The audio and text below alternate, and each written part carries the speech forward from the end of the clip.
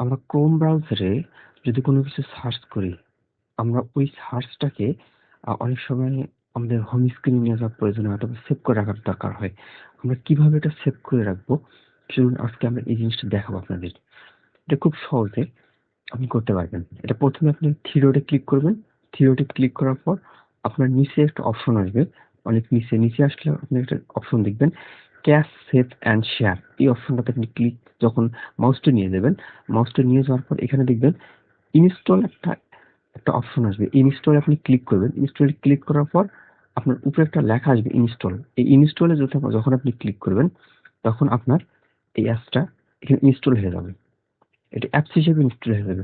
এটা আপনি পাবেন কোথায়? হোম স্ক্রিনে আপনি চলে যাবেন। দেখেন আমি হোম স্ক্রিনে চলে আসছি আমার। হোম স্ক্রিনে কিন্তু আমার এখানে দেখা যাচ্ছে। এই অ্যাপসটা কিন্তু আমার এখানে দেখা যাচ্ছে। ঠিক আছে? আপনি এটা হোম স্ক্রিনে যখন যাবেন তখন আপনি এই অ্যাপসটা দেখতে পারবেন। আপনি এইভাবে আপনার সুন্দর যেটা প্রয়োজন যে অ্যাপসগুলা আকৃতি হিসেবে রাখতে চান আপনি এখানে রাখতে পারেন। আপনি এভাবে আরো সুন্দর টিউটোরিয়াল পেতে আমাদের পেজটা ফলো রাখুন এবং আমাদের ইউটিউব চ্যানেলটা সাবস্ক্রাইব করুন। ধন্যবাদ সবাইকে।